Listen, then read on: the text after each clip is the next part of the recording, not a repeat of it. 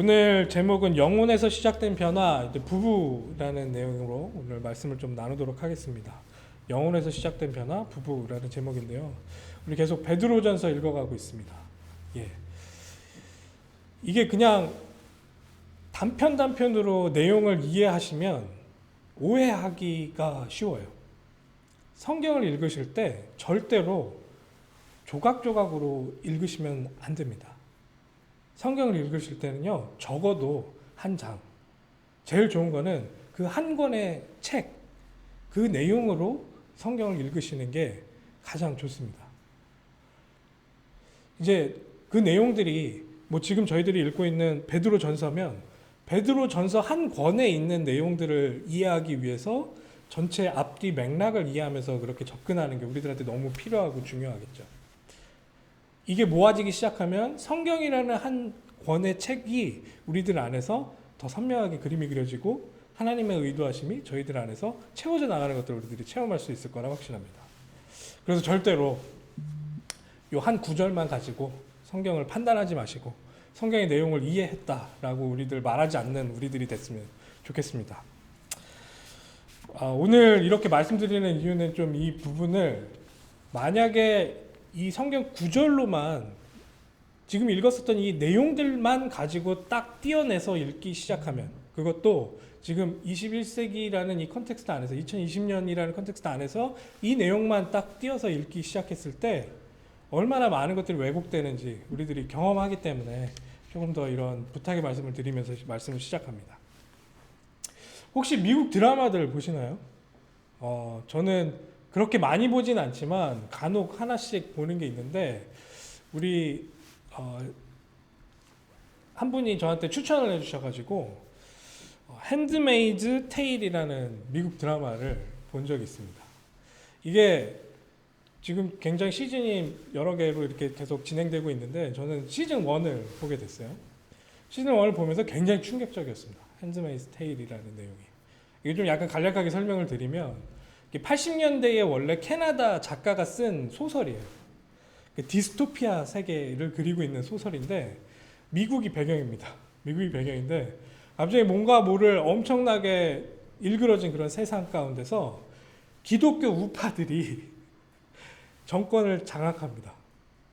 그러면서 많은 법들을 통과시키면서 그 미국을 나름대로 자기네들의 그런 기준을 가지고 지금 이렇게 룰링하는 그런 게 이제 소설의 굉장히 중요한 부분이에요. 여기 이제 주인공 같은 경우에는 여자 주인공이 나오는데 이 여자 주인공을 이 국가가 어떤 이유인지 모르겠지만 난임이 너무 심해져서 사람들이 이제 아이를 못 갖게 되니까 아이를 가질 수 있는 그런 사람들만 골라가지고 국가에 기속시켜서 그 아이를 가질 수 있는 여자들을 어떻게 보면 아이 낳는 기계 정도로 그렇게 활용하는 그런 모습, 그런 환경 가운데 아이를 가졌었던 여자 주인공이 그렇게 국가에 기속되고 어떠한 한 집에 시녀처럼 들어가서 아이를 낳기 위해서 그 안에서 이제 막 고군분투하는 그런 내용인 거죠. 부부가 아이를 못 낳으니까 부잣집 상위층에 있는 그런 부부들 가운데 아이를 낳을 수 있는 시녀를 보내요, 국가에서. 그래서 그 여자를 어떻게든 임신을 시켜가지고 아이를 낳게 하는 굉장히 끔찍한 그런 내용인데 여러 가지 내용들이 담겨져 있어요. 저는 좀 약간 놀랐던 것 중에 이 지금 시대 사람들 그리고 소위 이 서양에 있는 여러 지식인층들 이런 사람들이 기독교에 대해서 좀 약간 이렇게 보고 있나? 이런 식으로 느끼고 있나? 라고 하는 것을 그걸 통해서 많이 느꼈어요. 그걸 보게 됐어요. 완전히 이 국가를 뭐 말씀으로 이렇게 하겠다 하면서 사람들을 완전 억압하고 사람들로 하여금 인사하는 것도 뭐 성경에 나오는 그런 말들로 인사를 하도록 강제하는데 그게 굉장히 종교적으로 이게 뒤틀려져 있는 모습으로 사람들한테 그걸 강제하고 강요하고 하는 그런 모습들이 나타나고, 아까 제가 지금 주인공에 대해서 이야기 드린 것처럼 여자 주인공을 그냥 기계 취급하는 거예요. 아기 낳는 기계 취급하는 거예요. 그렇게 할 수 있는 근거들을 이 국가 같은 경우에는 성경에서 찾았다. 뭐 이런 식으로 이야기하는 그런 모습들을 제가 보면서 너무 충격적이었어요. 너무 충격적이었어요. 근데 그게 지금 드라마로 만들어지면서 폭발적인 인기를 끌고 있다. 그게 더 충격적이었어요. 아, 우리를 이렇게 보고 있구나. 우리를 이렇게 오해할 수도 있겠구나. 이런 생각이 들었습니다. 이제 한국 같은 경우에도 이 갈등이 굉장히 심화되는 지금 사회거든요. 너무 고도로 발전을 하다 보니까 이 세대 간에 그리고 남녀 간에 뭐 여러 가지 갈등들이 지금 막 폭발하는 그런 시기를 지내고 있는데 이제 지금 최고조의 갈등이 남녀 간의 갈등이라고 그래요. 여자들이 남자를 혐오하고 남자들이 여자들을 무시하고 하는 그런 갈등이 너무나도 심해지는데 그런 갈등의 불 가운데 기름을 붓는 역할을 우리 기독교 이제 원로 목사님들이 많이 하고 있다라는 거를 매스컴 통해서 많이 접하게 돼요. 여러 가지 상황 가운데서 그런 분들을 굉장히 그런 상황 가운데서 뭐 여자에 대해서 안 좋게 표현한다든지 여자에 대해서 굉장히 낮은 존재로서 막 이렇게 이야기를 한다든지 저 그런 거 보면서 굉장히 안타깝잖아요. 그런 내용들 보면서 정말 저렇게 우리가 갖고 있는 이 복음이라는 게 저런 색깔만 있는 것인가? 라는 생각이 많이 드는데 오늘 본문을 딱 만약에 따로 떼놔서 보기 시작하면 뭔가 한 통속 같은 그런 본문이에요. 여자한테만 순종해야 된다 막 이렇게 이야기하면서 나중에 남자한테 하는 이야기 중에는 여자가 얼마나 연약한 그릇이냐 너희보다 이렇게 하등하지 않냐 좀 약간 이런 식으로 느껴질 만한 그런 내용으로 우리들한테 다가올 수도 있는 본문이겠구나. 또 실제로는 이 본문을 그런 식으로 사용하고 있는 그런 설교도 저는 좀 많이 들었어요. 그게 너무나도 안타까운데 저희들이 계속 이야기하고 있는 것처럼 이 본문이 어떤 배경 가운데서 어떤 대상에서 쓰여졌고 누가 읽고 있는지 그리고 그 시대적 배경이 어떤 배경인지에 대해서 이해를 하면 이게 얼마나 혁명적인 이야기인지 바로 이해되기 시작한다라는 게 오늘 좀 제가 주장해서 이야기하고 싶은 핵심적인 부분 중에 하나예요.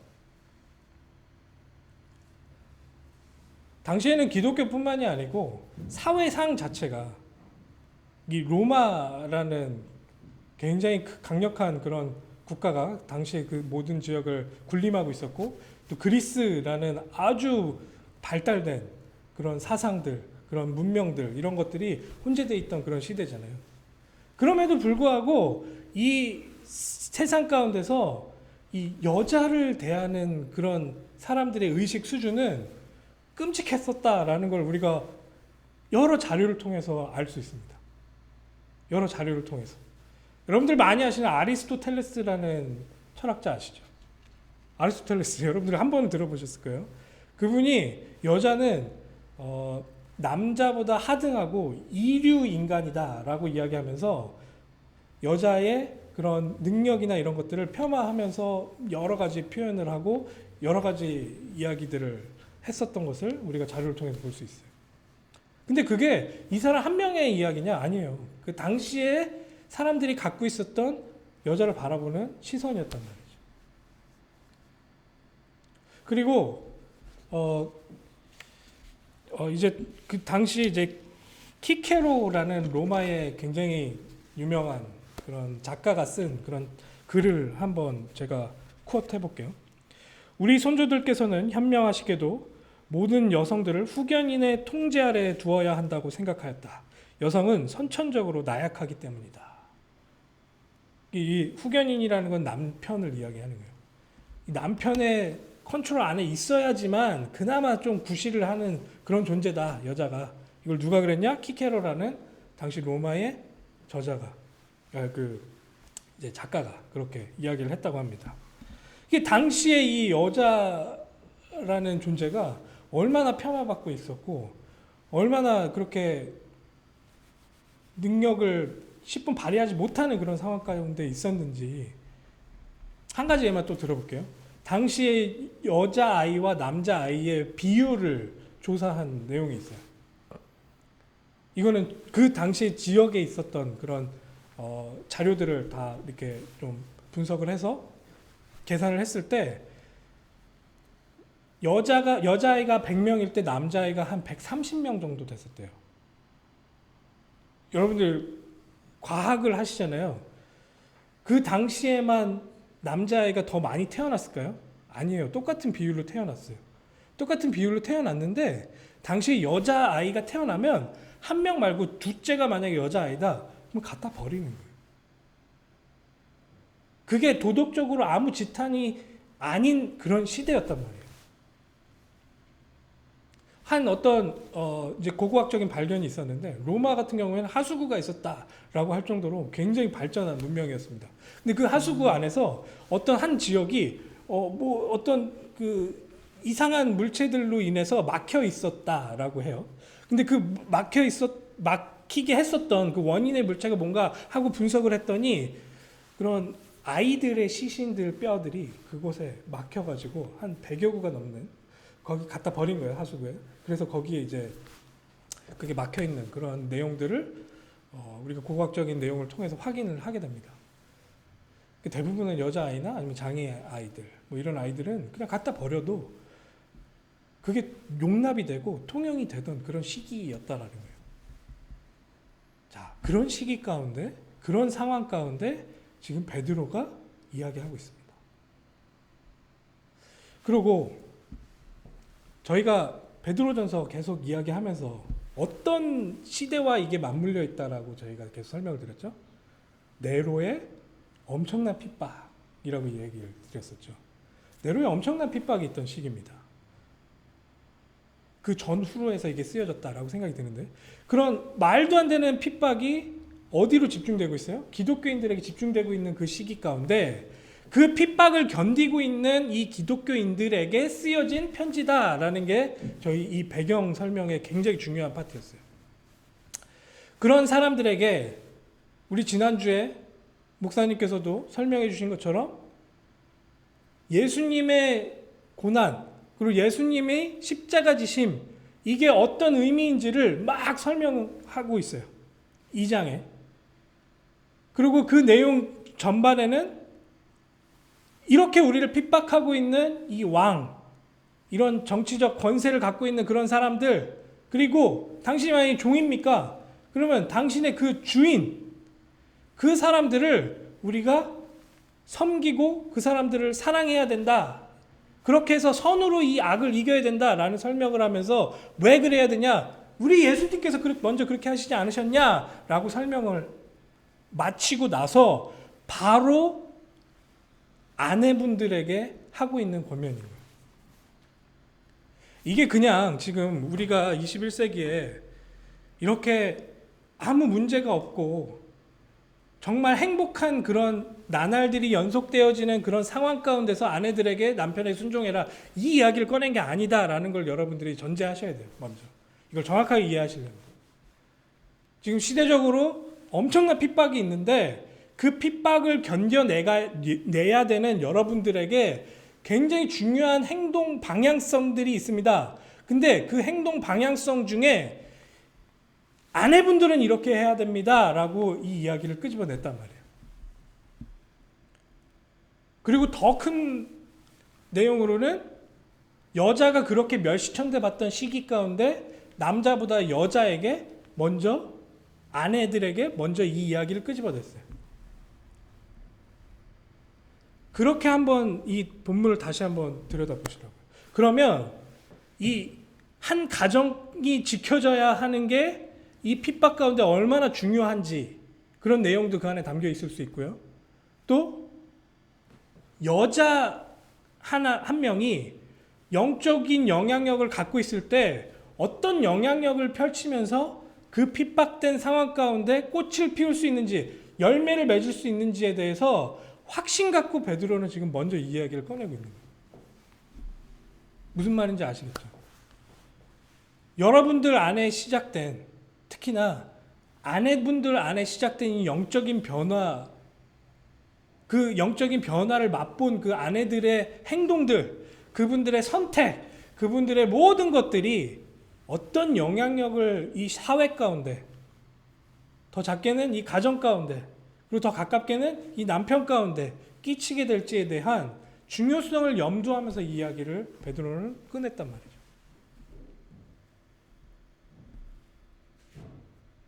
지금 그냥 여자한테 순종해라 이야기하는 게 아니라니까. 그냥 막연하게 순종해야 됩니다 라고 이야기하는 게 아니라니까.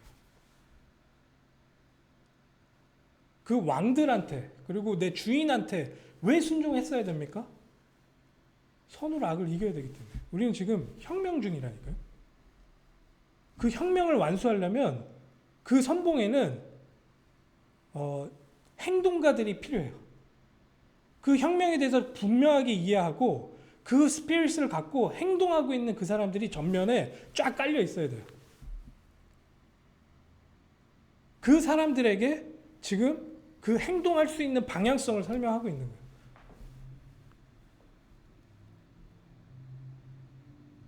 근데 그 아내들에게, 그 혁명의 주체인 그 아내들에게 이런 혁명의 방향성을 갖고 여러분들 삶 가운데서 이렇게 한번 응답받아 보자 이야기하고 있단 말이죠.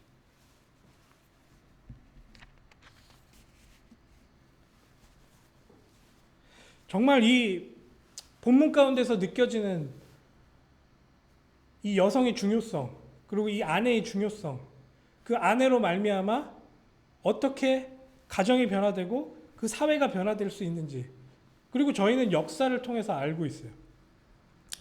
이렇게 정말 먼저 그리스도를 알게 된 이 아내분들을 통해서 그 가정 가운데 복음이 들어가고 그 남편이 변화되고 아이들이 변화되고 그 한 가정이 다 변화가 되고 그런 가정들이 모여서 결국에는 로마라는 어마어마한 대제국이 어떻게 변화됐는지 우리는 이 역사를 통해서 확인을 하고 있어요. 근데 그 시작에 중추적인 역할을 누가 해야 되냐? 베드로는 아내가 먼저 시작해야 된다 이렇게 이야기하고 있는 거라니까요. 여러분들이 갖고 있는 놀라우신 그런 영적인 변화를, 영적인 변화의 체험을 이렇게 열매를 맺었을 때 어떤 결과치가 나올지에 대해서 기대하면서 지금 권면하고 있는 겁니다. 좀 더 본문을 보면서 같이 이야기를 해보죠. 1절입니다. 아내들아 이와 같이 자기 남편에게 순종하라. 이는 혹 말씀을 순종하지 않는 자라도 말로 말미암지 않고 그 아내의 행실로 말미암아 구원을 받게 하려 함이니 라고 이야기합니다. 목적이 분명하게 있어요. 목적이 분명하게 있어요. 여러분들 남편을 이제 위하고 남편이 순종받을 대상으로서 마땅하다고 여겨지십니까? 전 제 자신을 봤을 때 제가 순종을 받을 수 있을 만한 인격과 뭔가 그런 리더십이 있냐? 없다라고 생각이 들어요. 그리고 여러분들도 그거에 동의하실 거예요. 남편분이 순종받을 만한 그런 가치의 사람이구나. 이게 지금 여기서 얘기하고 있는 거는 남편이 그런 성품과 그런 것을 갖추고 있기 때문에 순종해야 됩니다라고 이야기하고 있는 게 아니에요. 그렇잖아요. 여러분들의 그런 순종의 행동을 통해서 이 남편이 어떻게 바뀔 거냐, 이게 지금 여기서 이야기하고 있는 핵심이잖아요.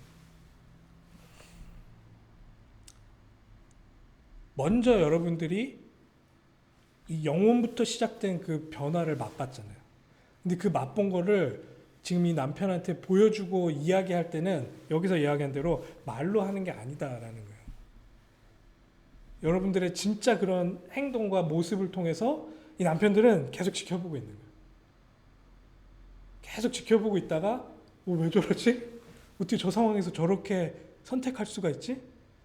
어떻게 저게 가능하지? 궁금해 미치겠는 거예요. 그래서 물어보기 시작하고, 그래서 그 아내의 말을 듣기 시작하고, 지금 그 순서를 이야기하고 있는 거예요. 실제 그게 얼마나 파워풀한지, 이 어마어마한 이 핍박을 이겨낼 수 있는 힘이 거기서부터 시작된다라고 지금 감히 설명하는 거죠. 갑자기 부부 생활 잘하십시오 이런 얘기 하고 있는 게 아니라니까요. 어떻게 보면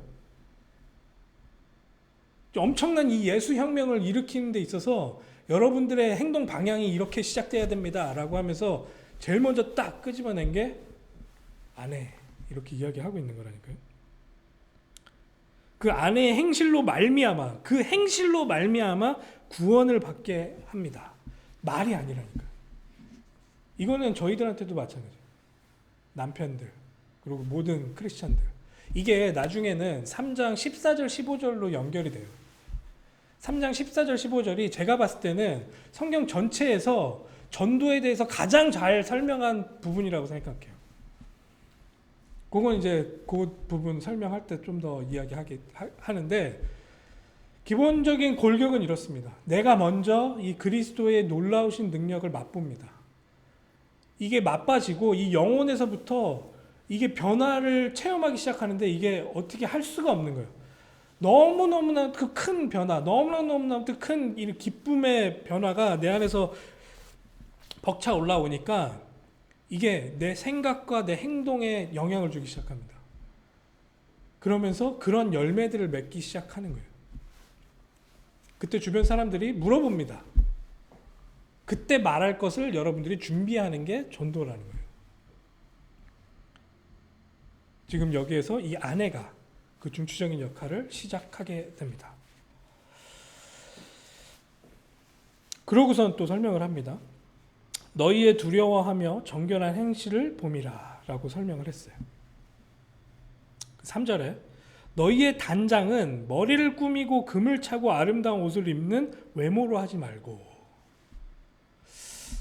이때도 똑같았나 봅니다. 2000년 전에도 액세서리, 헤어스타일, 패션 이게 이제 여성분들의 관심사 였던 것 같은데 이게 자세히 들여다보면요 이렇게 하지 말라고 하는데 이게 왜 그러냐면 당시에도 마찬가지고 지금도 그렇지만 여성분들이 이 당시에는 다른 부분으로 뭔가 사회나 그 구성원 가운데서 역할을 하는 게 미미한 거예요.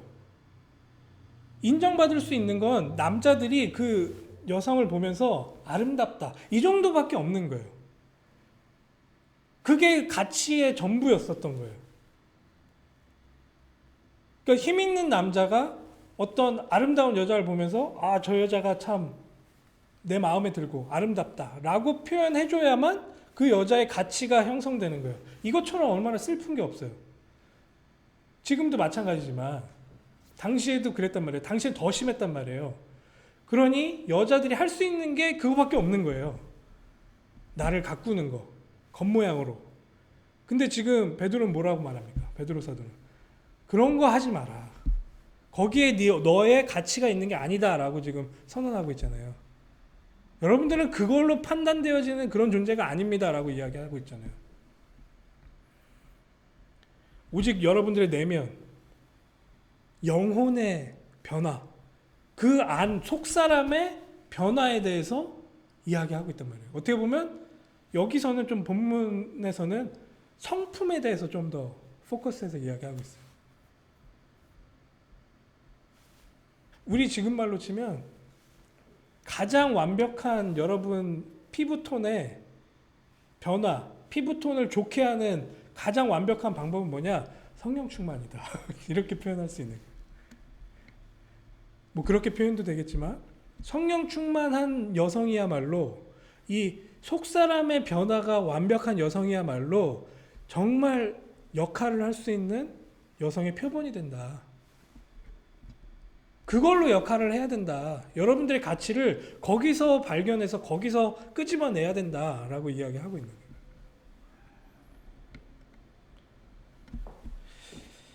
더 읽어가겠습니다. 5절입니다.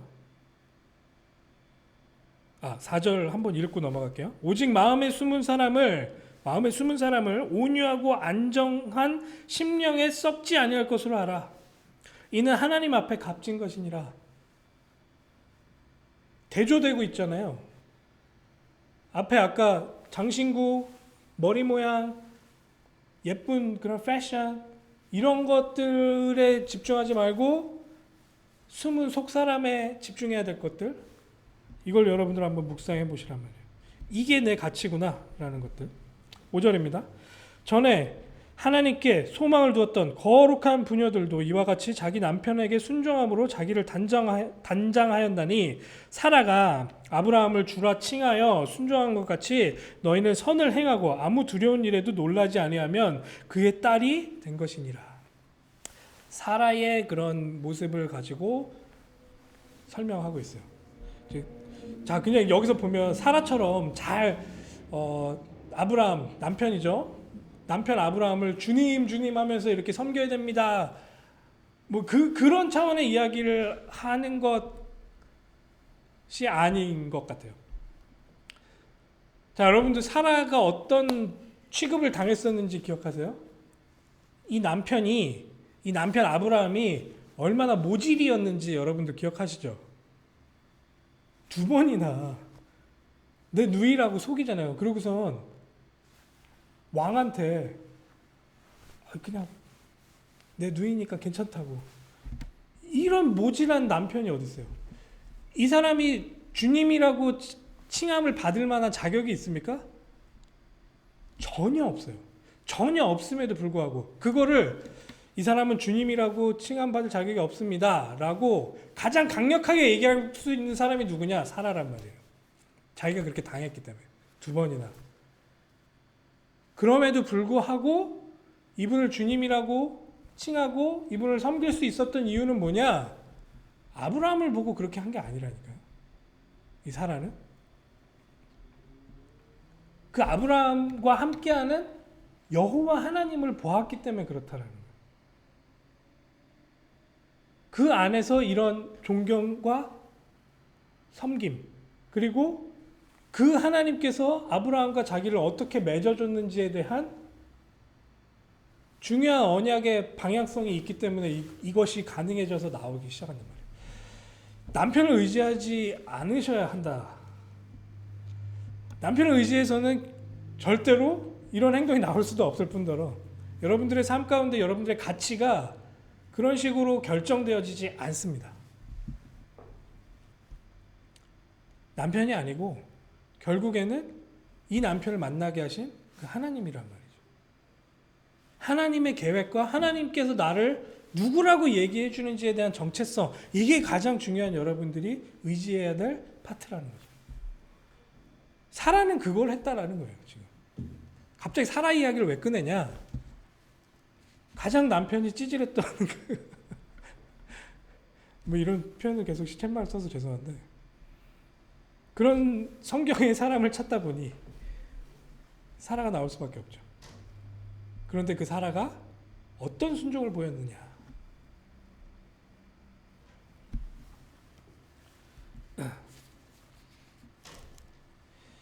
사라는 자신의 소망을 아브라함에게 두지 않은 거죠. 하나님께 두었습니다.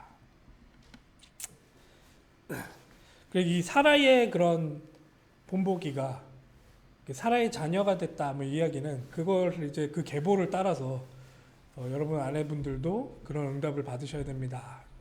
뭐 이런 이야기를 하고 있는 거죠.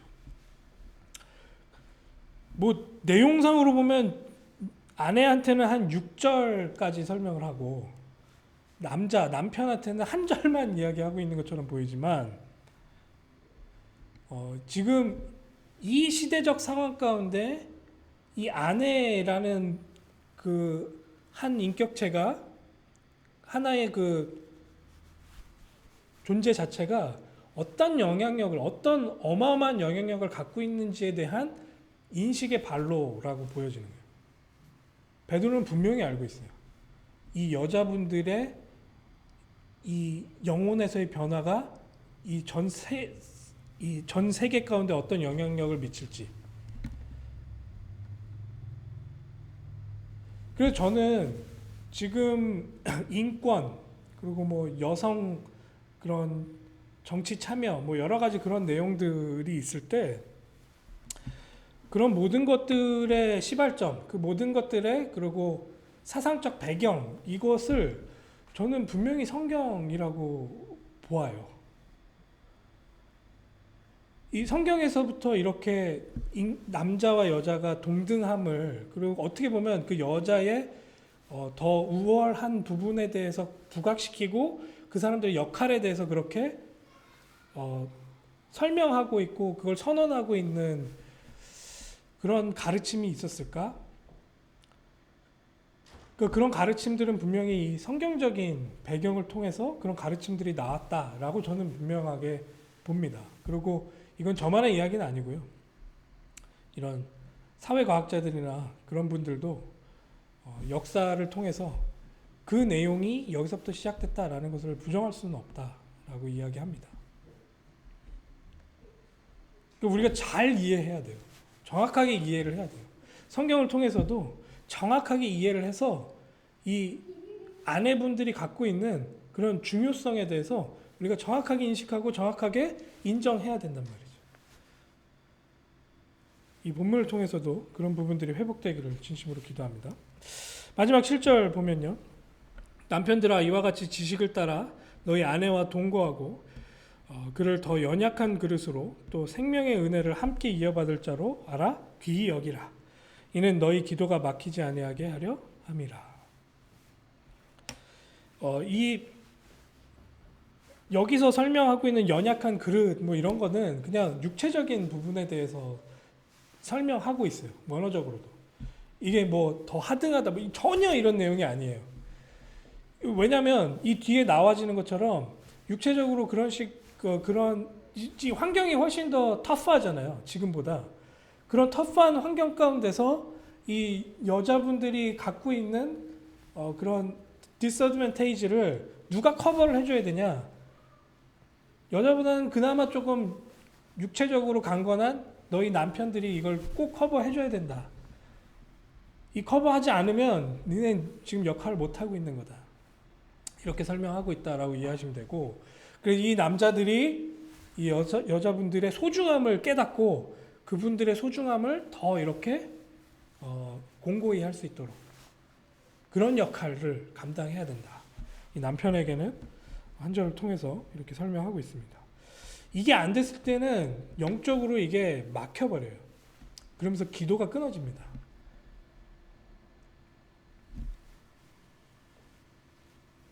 저도 계속 노력하는 부분 중에 하나는 집안에서 우리 와이프에 대한 제 아내에 대한 존경심과 그 부분이 이제 무너지기 시작하면 제 영적인 것에 굉장한 타격이 있음을 알기 때문에 그걸 컨트롤하려고 되게 노력 많이 해요. 제 스스로도. 하나님 앞에 기도도 많이 하고. 그래서 성령의 충만함을 달라고 계속 기도합니다. 그 부분이 잘 돼야 저희 안에서 여러 가지 그런 육신적인 것뿐만이 아니고 사회적인 것 그리고 가장 중요하게는 영적인 그런 부분들이 원활하게 돌아갈 수가 있어요. 이런 내용들을 지금 이 극박한 상황 가운데 이 핍박을 당하고 있는 그 당시에 이 기독교인들에게 베드로가 전달하고 있습니다. 그런 배경적인 부분들을 우리가 좀 이해하면서 이 본문을 좀 이해했으면 좋겠습니다. 엊그저께 또 뉴스를 하나 봤어요. LA 한인타운에서 신생아가 숨진 채로 발견됐답니다. 가방에 들어있었대요. 시대가 그렇게 흘러가고 있어요. 자기 자신을 너무 추구하다 보니 이런 생명의 귀함, 생명에 대해서 생각조차 못하고 있어요. 제가 서론에 말씀드린 그 로마의 시대랑 지금의 시대가 별반 다르지가 않아요. 근데 이 가운데 진짜 이 생명의 소중함에 대해서 그리고 그 영혼의 소중함에 대해서 설명하고 이해시키고 같이 그 소중함을 만끽할 수 있는 유일한 존재들이 우리들이다라는 걸 잊지 않으셨으면 좋겠어요. 가정 안에서부터 좀 그런 부분들이 회복되어져서 실제적인 예수 혁명의 일원으로서 혁명가들로서 그런 응답들을 받아내는 우리 한마음교회 한 명 한 명이 되기를 진심으로 기도합니다. 기도하겠습니다.